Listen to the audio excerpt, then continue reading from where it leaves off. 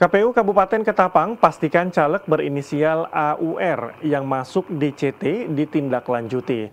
Proses yang dilakukan dengan menyusun kronologi dokumen yang kemudian disampaikan ke KPU Provinsi Kalbar.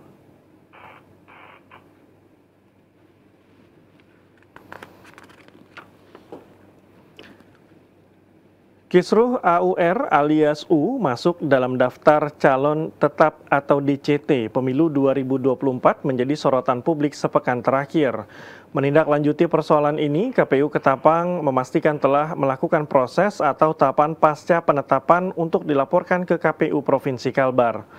Komisioner KPU Ketapang Ahmad Saufi mengatakan pihaknya telah menjalankan proses hingga penetapan DCT secara benar berdasarkan berkas yang disampaikan masing-masing calon dari partai politik, termasuk U dari Partai Kebangkitan Bangsa.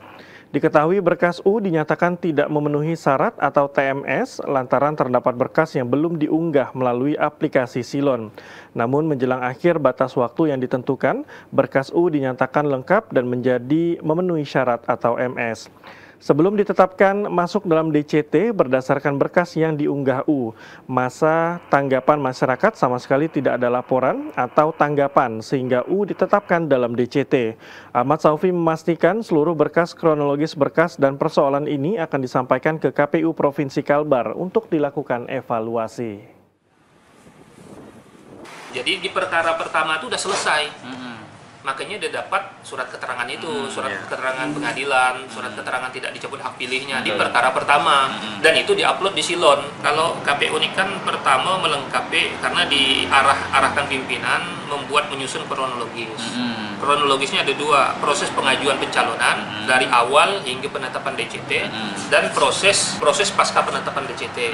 Dan di PKPU 10 tahun 2023 itu kan diakomodir, ada pasal yang menyebutkan 87, tapi kan kita tetap minta arahan ke provinsi, ke pimpinan provinsi, tidak bisa menafsirkan sendiri. Ahmad Saufi menambahkan, jika mengacu pada PKPU pasal 87, salah satu peserta legislatif dapat dicoret dalam DCT lantaran terlibat dengan kasus pidana pemalsuan dokumen, serta tindak pidana lainnya. Namun prosesnya masih dalam kajian di tingkat KPU Provinsi Kalbar.